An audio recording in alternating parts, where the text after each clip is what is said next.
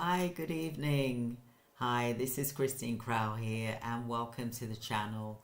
And today I want to talk about, what do you think that the 3 things that successful businesswomen do before 9 a.m. And this is really from now as well as into the new year. Now, I hope everyone is doing well, and I welcome you and thank you for being here today to spend your precious time with me today. I'm very honored for you to be here. I also want to say thank you so much for your support and also for your subscriptions, for subscribing to our channel, as well as your comments as well. So I really do appreciate that, and I am very honored and blessed to have you all here. And I just want to say thank you from the bottom of my heart, that I truly do mean this as well. So today I'm going to go into 3 things that successful businesswomen do before 9 a.m. in the morning. Now, you all know, well, not you all know, but I get up at 4:45 in the morning, for example, so that I can pour into myself and try and get the best out of my day before I really start to do any work, for example. And I feel that that benefits me as well as my clients as well. So I'm going to go into some of the tips that you could possibly use as well. And this is not something that I'm just talking from, just from not saying anything to you, for example, but I really want to be able to go through, because I'm just listening to myself here as well. This is not something that I'm just talking from. So it's coming through on my mic, so apologies for that. So usually I have a headset on, but I don't today as well. But I really want you to think about what you can do to really get things moving forward in your business, especially for 2025, so that you're really prepared and you've got a routine that you can focus on.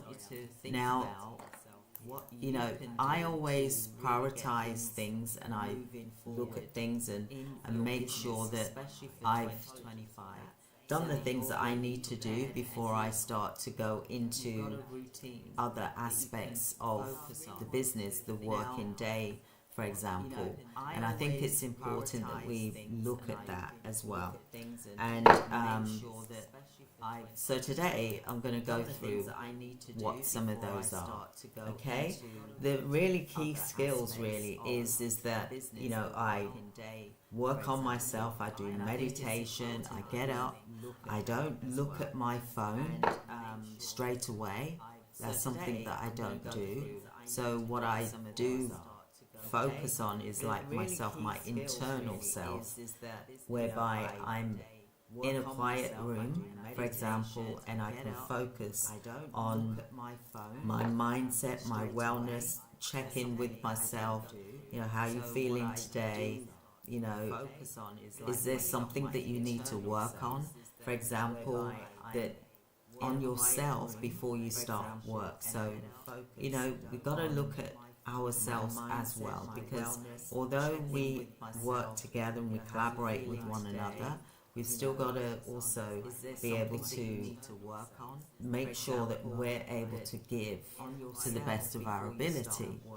So in my eyes, some of the skills is that I look after my body. I get up early in the morning, I do my exercise, I go for long walks. Literally, I will walk for an hour and a half, 2 hours. I would love to be able to spend time and really walk for like 4 hours, at the weekend. But we usually get to about an hour and a half, 2 hours as well.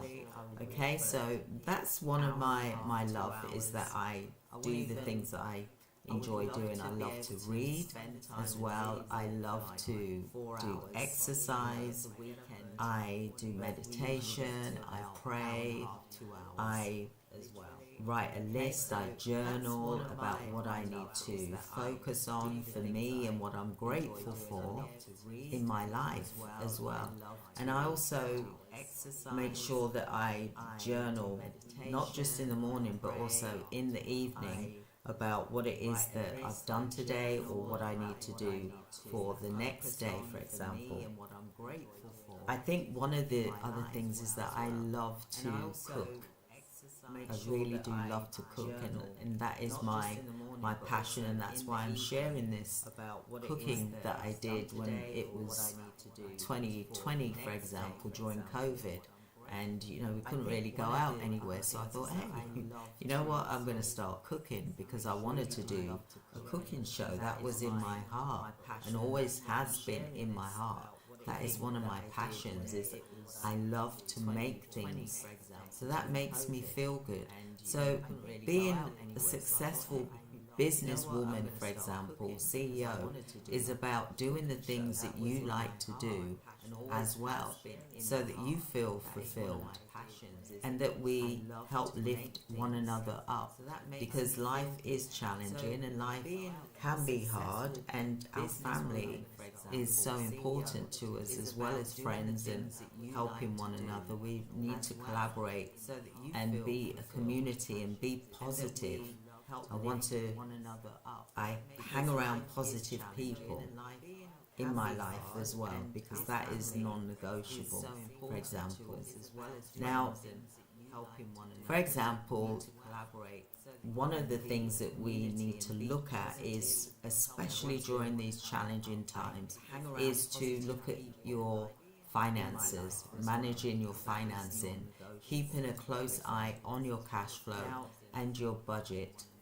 Every day, before you even start your work, for example, you should be seeing where you stand financially in your business, and that is what is in your accounts, what is it that you're expecting to come in today, so that you're constantly knowing what to expect, or there's a target to reach, and the staff members understand that as well. Same with the work that needs to be done for each day. That it's lined up with the appropriate person to complete the task, and then you would meet with them in the morning to make sure that they're on task, make sure that if there's anything that they want to discuss with you, that they're able to discuss it with you, and that you can support them as well. You've also got to be adaptable. That is key as well, to help you to meet any challenging demands. So sometimes things can come up quickly and you need to deal with it urgently, and that means you may have to cancel some appointments, and it's normal to do that, because you're a business and you can't run like a robotic business, so you have to accept that you're going to have to be flexible sometimes. You need to also be able to lead under pressure. That means you staying calm and motivating your team, even though you could be going through a stressful time right now, for example. Then you need to show that you are calm amongst the storm. Otherwise, your team members will become agitated, and they won't know where they stand. They're going to feel lost. They need you to be able to lead them no matter what you're going through. And I'll give you one example. Even when my twin brother was ill in America, he was terminal in America, and this was last year, I still had my meeting 5 o'clock in the morning to talk to my team member, the manager, for example, to be able to pass the work down, for example. And sometimes when you're going through difficulty, you have to, give your team that responsibility to be able to take over, for example, to be able to pass the work. Another thing that you need to be able to do is to have a crisis plan. You need to have that so that you're able to plan for any unexpected challenges. We tend not to do that.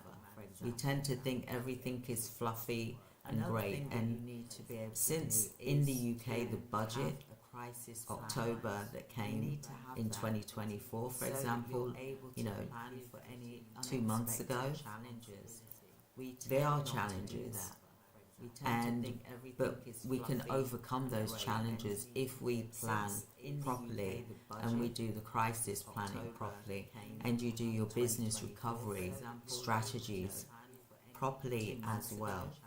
You won't be hit like the big large organizations, because with you can look at where you are now and what things are going to be like in April 2025, for example, and plan. Get some virtual assistants. We are a virtual assistant agency anyway, and you really got to look at doing your audits for your business, doing a complete operational reset if necessary as well. So what do you think your skills are and what your strengths are that is the most that's going to bring you forward in your business during this difficult time? So this session that I'm having with you is really to talk to you about overcoming your biggest challenges. And as a CEO, we have to overcome our biggest challenges. And sometimes it can be hard. I'm not going to say it's easy. It can be hard. But if we introduce our daily habits, like me, I get up the 5 a.m. club. I'm part of the 5 a.m. club, for example. I get up early. I do my daily habits. It helps to build strength and stamina. It helps me to build my business the way I want to do it. It's really made me look at how I've been doing things in my business.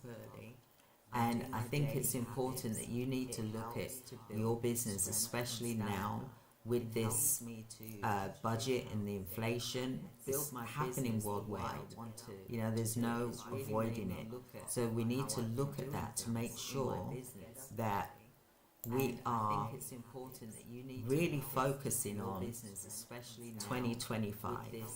What does that mean to you? If you want to be a successful CEO, a business leader, then these are all the things that we need to look at. Not avoid them, but literally look at them. For example, and I'll go a bit more into this so that you've got a clear understanding of where you need to be and where you're going to go to, what level you're at now and where you want to be come 2025. So is that making sense to you? Hopefully it is, because I want you to be able to understand where I'm coming from. So you want to be intentional and be focused as a CEO. That's one of the things that you must do. And you need to have the correct energy. You've got to be energized. You got to feel excited. When I get up every day, it's like I'm running out of my bed at 4:45 in the morning. And I get up, I put my gym gear on, I do my exercises for 15-20 minutes. I'll have a coffee, I'll have my water, I'll do my meditation. This is all between 5 and 6 a.m. Meditation, I pray, I do my journaling. My journal is always on my desk, and I will show you so you don't think. that I'm telling Porkies, this is my journal, right? And I write in there every single day. I write in there what I've got to do. So you've got to stay focused. In order to build a business of your dreams, you've got to always start your day on your terms. That way you've given to yourself, and then you can pour into others. In order to build a business of your dreams, honor your boundaries. Because if you don't, then the business is going to rule you, and it's not your aligned business that you set out to do. So, as I'm discussing with you about being a successful businesswoman or man, for example, then it is intentional for you to be focused. And you've got to start the day, like I said, on your terms, to build that business, to honor your boundaries at that time, in the morning, for example. You've got to do that, otherwise you're going to be in control. Sorry, the business is going to be in control of you. And you don't want that. So it's important that you learn the business recovery essentials. So you need skills as a CEO to be able to do that, and creating these daily habits. So like I said, in the morning, my morning routine is that I will get up at 4:45, go downstairs, pour my water out, then I do my exercise for 15-20 minutes. I then meditate for about 15 to 20 minutes. I listen to Robin Sharma, he's very good, as well as Joe Dispenza. There's quite a few people out there that's very good that I listen to. I also journal, I do gratitude, I also pray as well.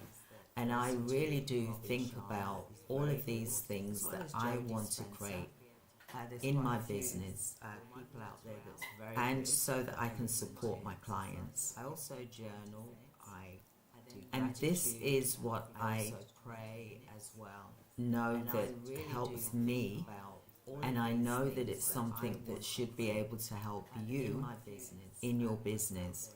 Because if you don't create that boundary and at least have that time to yourself, then you're not being your true self as a business leader. So I'd like to know what questions that you've got, any advice on any specific business recovery challenges that you're possibly going through at the moment. Are you delegating to your team members, or are you trying to do everything yourself because you think they're taking too long? This is something which is really key and is really important. So the top 3 business mistakes that you should avoid, especially in tough times, is you need to be able to have a crisis fund. And the reason why you need one, and how you build it, is by you looking at your business right now and seeing where you can save money on your business, and you use that money as your crisis fund, and you save that every month until a crisis hits you. Then you're able to get out of that crisis, because we tend not to do that. We need to at least have money for at least 3 months in our business. 6 months is ideal. That would be wonderful. Even a year would be ideal, but usually it's 3 months. Because we tend not to do that. We need to at least have. So, do you have a crisis fund? If not, you need to start building one now. 6 months is Look at the staff members, like I said, that you've got in your organization and ask the question, are they generating money for you in your business? So do you have a Look at whether you can take on an apprentice instead, for example, staff members, like I said, that you've got in your organization, or a virtual assistant agency. Use a virtual assistant agency because you can always change if the person is not suitable, for example. take on an So, apprentice instead, for example. another thing that you need to be thinking about is consistent outreach is critical during tough times. You've got to communicate with people. This is 2025 is about communication, and really, as far as I'm concerned, it's getting back to basics. You know, speaking to people, picking the phone up instead of chucking these emails all the time, and you don't know whether they've read it, and then it's like it may have gone into their junk. You know, so pick the phone up, talk to people, go and visit people, talk to them. Speaking to people, You know, I know it's tough times. emails all the time, and you don't know whether You've got to also recognize when your business model needs to change. So if your business is just relying on one entity, you're leaving yourself vulnerable. A, it's not sellable. I know it's tough times. B, you're leaving yourself vulnerable because if you was to lose that client, When your business model and that client controlled all of those other little mini contracts that you've got, because it's the same organization or a group that you're using, then you are literally vulnerable in your business. If you was to lose that contract, where would your business be? Would it be finished, or would you lose, say, 75% of your income? then you are literally vulnerable. So if that's the case, then you need to really re-look at that, because a successful businesswoman would look at other avenues as well and not rely on one aspect, like I did in 2008 when the recession hit me, for example, as well as other people. I had one large because a successful organization who provided 6 contracts, for example, and that stopped due to the price being cut down by half, and it wasn't viable. So that affected me, my business, and I understand the recession was happening. I understand the government had to make cutbacks. Now I do, but at the time I didn't. So don't leave yourself vulnerable like that. Try and have multiple businesses within the same niche. For example, home care business. For example, recruitment. Nursing agency, for example. Supported living.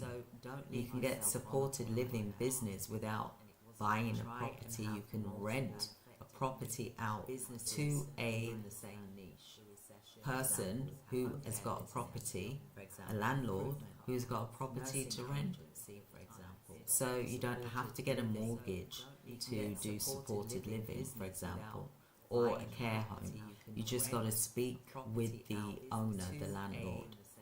So I'm trying to give you some tips here about not leaving yourself vulnerable in order for you to be successful, because even if something stops on one end, you've still got that to keep you up until that gets back up again, for example.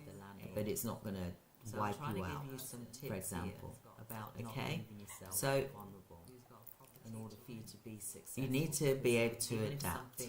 And you need to adapt now. You need to start introducing those different aspects now. Don't just rely on what you've got now. I mean, we offer contract services, subcontracting you can do. We've got our business boot camp as well, which is on in January is the paid one, but there is the free one, which is the 27th and the 28th of December, and it's the business recovery boot camp. It's not like the other boot camps that we've done. We've done over 100 boot camps since I've been going, for example, and we've served over 100,000 people, for example, whether it's free event or whether it's paid, for example. But join me on the 27th and the 28th of December, because I'm going to be going through some business recovery strategies that you can use and think about and implement ready for 2025. You don't want to leave yourself open and vulnerable. And this is why I'm talking to you now, because the big guys, when I say the big guys, I mean the big large organizations, you're seeing them saying they're shutting down, they're closing down, they're going to be filing for bankruptcy, blah blah blah blah blah. For example, we're hearing and seeing this all the time. So they already, from when the budget was happening, they were planning already whether their business was going to be viable because of this increase of, say, the national insurance and all the other increases that's happening as well, and the ones that we don't see that's going to creep up behind it. So they already know that there's an issue there, but you are at an advantage. The small to medium-sized enterprises, you are really at a true advantage to take advantage of this situation that's going to happen, because you can plan now so that you're not going to be hit like the big guys. You're more flexible than what they are. They've got all these shareholders, hundreds of shareholders, for example, that want their money and that must have their money, for example, and they're not willing to go without, for example. But you can do, you're more flexible than the opposite, because you haven't got a big cost that you're dealing with, for example, that's not going to wipe you out. All you've got to do is put in the hard work and learn how to run your business effectively and not retreat and run away because of this so-called budget. This budget can be in your favor in a way that it's an opportunity for you to grow your business and see it as a challenge. But this challenge, you will grow from that challenge and you will overcome it, providing that you put steps in place to begin with and to grow that business to where you want it to be, so it's aligned with you and it's not going to run away with you like these big organizations. Things have ran away with them, and now all of a sudden it's like, well, actually, if the rates is this, then we have to look at this, then if it is that, then that means that's going to go down, you know. And business does go up and down, it is normal, but really you want it to keep going up, because if it does go down and you've got that safety savings, you can help pay to recover, if that makes sense. So that's why it's important for you to do an audit of what you're paying out for. I'll give you one example. The software that we were using that weren't being used by the staff members, all our telephones that we had, you know, and one of the bills we were saving 500 a month. 500 a month. That's 6,000 a year being saved just from one thing. But there was other things as well that we made a savings on. And directors, CEOs, you're not going to be busy all year round. You must now evaluate when is your quiet times, because you don't need to have full staff on when you've got your quiet times. I've explained the scenario of the hotels here in Cyprus, for example. Some of them are closed, and when they close, they don't have all of their staff members, because you don't. they're on skeleton staff, just maintenance staff, and perhaps the managers, for example, and perhaps the executive assistant, for example, and the director is there. But they do the place up. They've got time to rebuild, and you can also do the same. You don't need to have staff on 24/7, full time, in your business all year round. When you've got quiet months, and you know when those quiet months are, so then you reduce the hours, or just have people on a contractual basis, like contractors, self-employed contractors, not staff members. I've got contractors, not staff members. They're all self-employed. They're self-employed, so that I can say to them, right, okay, I don't need you. This is going to finish at this date. You're here for 3 months, so you need to do the work within 3 months, because I know how long things take, for example. And then you don't have staff on, so that you can actually evaluate and see where you're going with your business and make sure that you're aligned, because otherwise the business is ruling you and you're running in the wrong direction of where you want to build your business. So being a successful CEO woman and man takes this. You've got to evaluate. You can't just keep paying out. You're not like doing that all the time. You can't. You will run out of money. So you've got to see when your busy periods are and when your quiet periods are. You know from your accounts, you know monthly, month by month, in that 12 months. So you know when your quiet times are. So you don't need to have full staff on, a full house, should I say.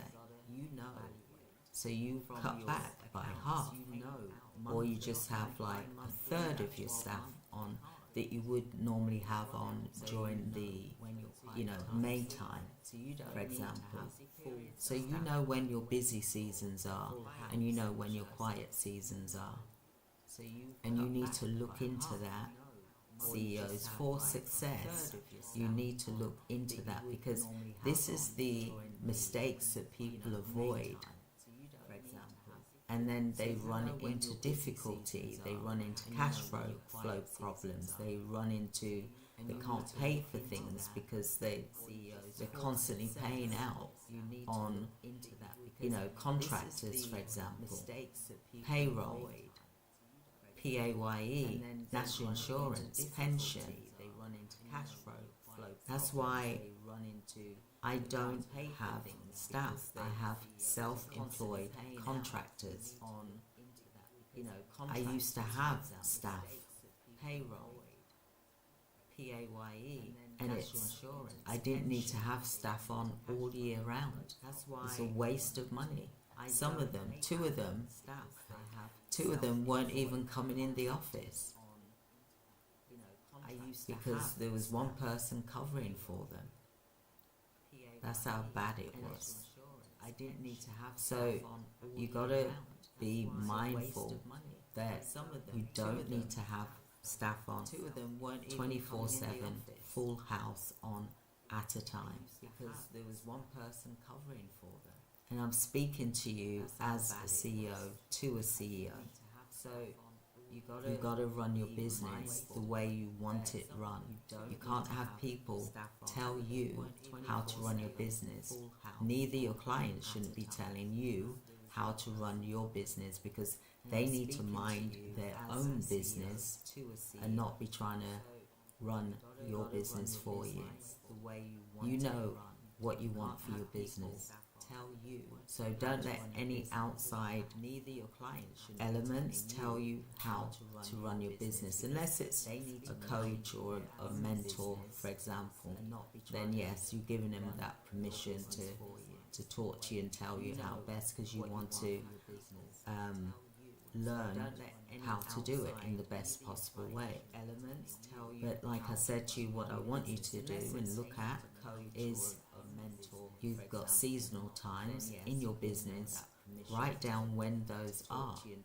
I know when my seasonal times are in my business, and when things go quiet, then I know to reduce my staff.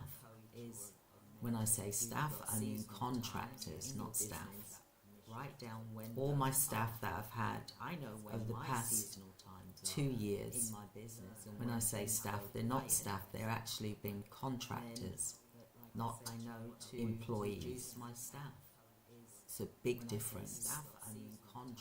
And if you've got contractors, those contractors should have their own insurance as well. So those are some of the mistakes that people that I want you to avoid during these possibly tough times. Okay? You want to be able to recession-proof your business and provide a strategy for survival. And I'm going to go into that with you now. So, key strategies are that you want to diversify your income streams. Don't just rely on one entity, company, to pay you. That leaves you vulnerable. Reduce your operational costs. You've got to start that now. If you haven't done it, do it on Monday. Start planning it now, i.e. start it today or tomorrow, ready for Monday. You want to create a contingency plan, and when I say contingency plan, I mean a crisis plan. Do it on Monday. Crisis plan, a business recovery plan for in the eventuality you get hit, what will you do? Or what can you do now to prevent being hit? And that is the key. Leverage using a virtual assistant agency so that if for whatever reason you don't get on with the virtual assistant, then they'll be able to replace with another virtual assistant. We are a virtual assistance agency, and we do VAs, and our VAs are trained for 8 weeks. They're also supported by us as well, and I oversee them as well. Okay, so what I want to do is I want to invite you to join me on the 27th and the 28th of December. It's going to be from 2 p.m. to 7 p.m. and I'm going to be discussing about business recovery, techniques that you need to embrace for survival for your business in 2025. So I invite you to click the link here.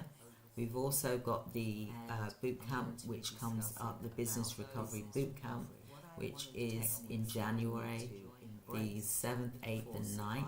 For example, I would love for you to click the link here to book a free 15-minute appointment with me so that I can discuss your business recovery plan, but also the boot camp as well, because it is brand new. No one is doing this apart from me and the 8-figure companies.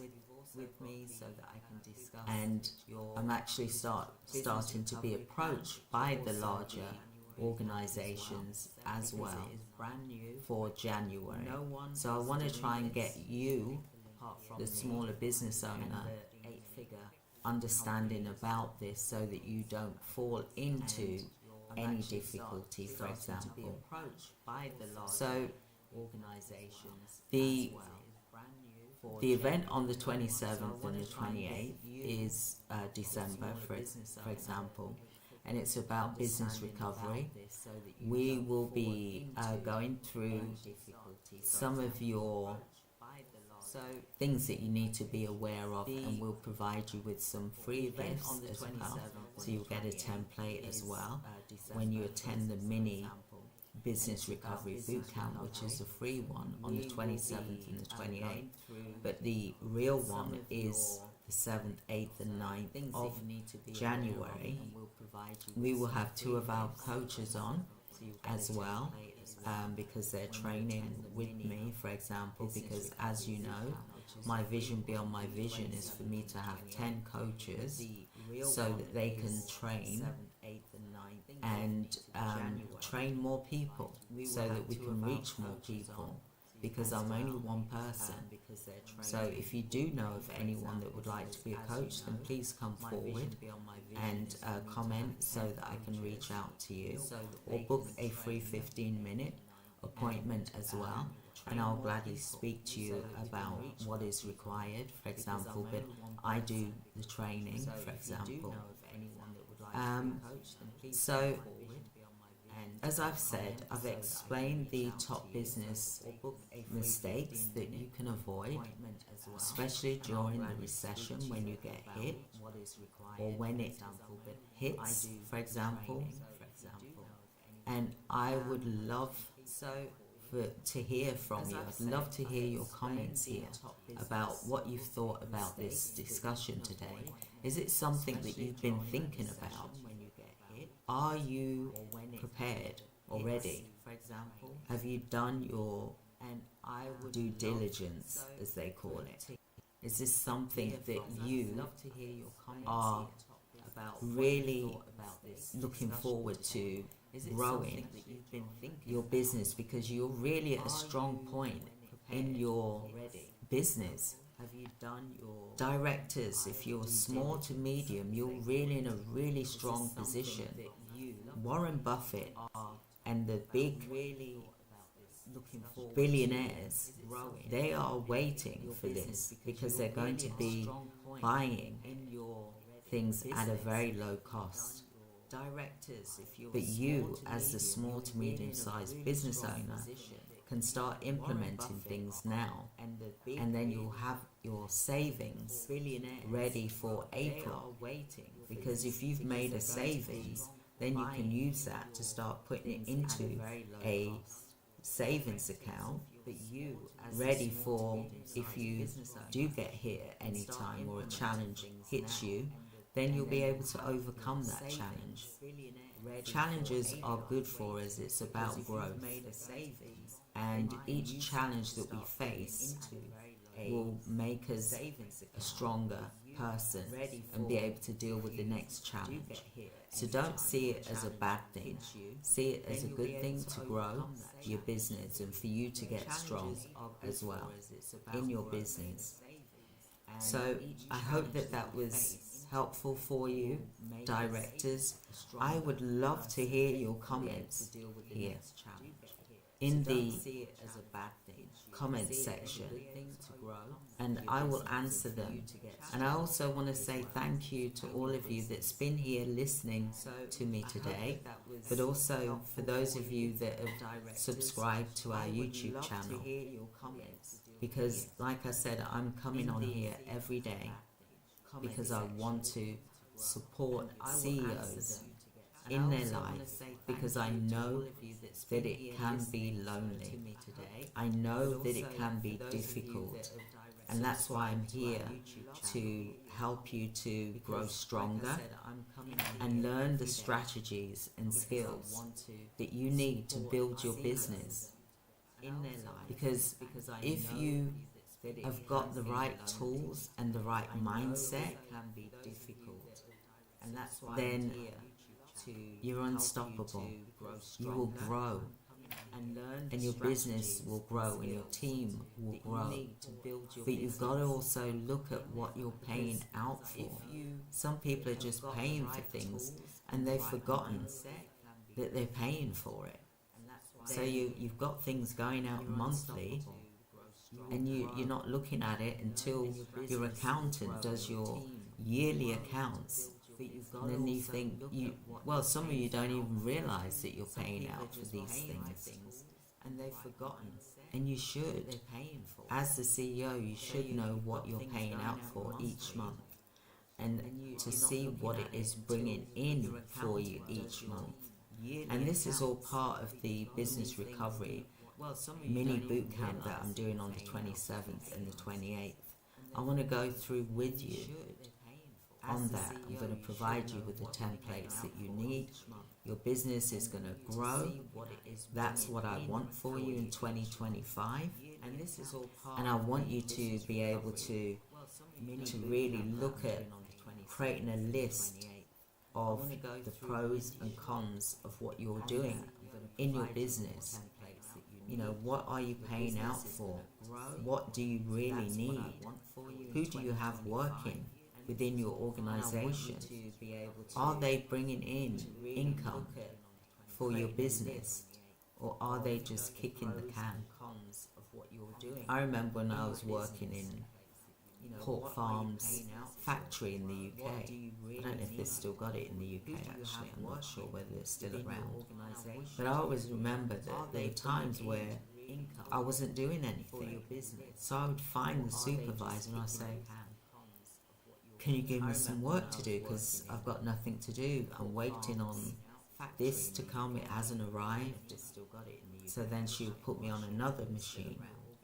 So then I would do that, I would finish that, then I would go back to her and say, you know, can I have something else to do? I've completed that task. So then she would say, oh, could you go and do this? But not everyone does that, do they? So we've got a different work set, mindset. So are you paying for things that is not producing you money? Do you have too many staff on at the same time when you've got even your quiet periods, whereby you could actually have if you're a care business, you could have the care staff that you've got that's out in the field that's got no work. Do you have too many staff? For example, and if you feel that they're savvy enough and that they can help you with the rotors, if you feel that they can answer the phone, something like that, or be on call, for example, then utilize that. And then you may need to look at your office staff that you've got that you're paying 20,000 a year for. You know, what is being produced for you? Something like that. Or look, I've been there, and I've worn the t-shirt. I've had like 3 floors, and I've had staff members on each floor. Like, could be like 10 on each floor, for example, and a third of them were actually doing the work all the time. So look out for that. Depends what size business you are, of course, but you know, look out for that. Even if you're a small business, you still want to be mindful of that, because you've got to be the one that's paying them.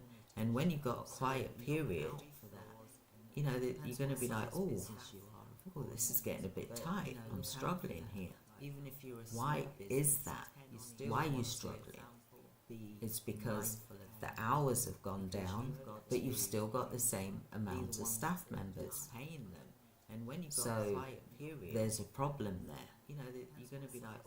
So this is why I'm doing these trainings, because I really want you to think about these things and get into the habit of focusing on creating a world-class business where you're providing an excellent service, but also at the same time you're evaluating your team members that aren't providing that excellent service that you want, and that you've built this business for it to be that way. where you're providing it. So I just wanted to reach out to you today. So I hope everyone's having a wonderful Saturday, and I look forward to speaking to you live tomorrow. I'll be on here live again tomorrow to go through a few more strategies with you. I hope that you're making notes, because that's important as well, for you to really take in what I'm saying, and I want you to start doing some implementations, just to write a one-pager. What am I paying out for? What is this costing me, and what am I getting back? Am I making a loss? If so, I need to act immediately by reducing the staff. Are you going through a quiet period? Then you need to look at the staff members that you've got on payroll and evaluate things. It's okay to do that. You're meant to do that. You're the owner. You're the business owner. You're the CEO. Because if you don't do it, no one else is. They will stay until you pay them or stop paying them. You're meant to do that. You're the owner. You're the business owner. They don't understand the difficulties that you could be going through. If you don't do it, no one else is. Also, like I said, it's about what they give you, what the output is that you're getting from them. That is also a sign as well. They don't understand. So evaluate your staff members. Look at what you're paying for. What expenses are you paying for? These are the first things you need to start looking at now, before the budget even hits. So it gives you at least a month, so that when January comes, you're hitting the floor running. You're hitting the ground running, and you've got money that you can save each month to pay for a bill that could hit you in April, for example. So I hope that that was helpful for you today, and please like and subscribe. Hit the notification button as well. Share with anybody that you know of and that would benefit from this, for example. And let's build a business in 2025 where it's going to be in alignment with what we want, not the other way around. So thank you so much, everyone. Have a wonderful day, and I look forward to speaking with you tomorrow, and I will see you on the internet. Take care. Thank you. Bye. It's going to be in alignment with what we want, not the other way around. So thank you so much, everyone. Have a wonderful day.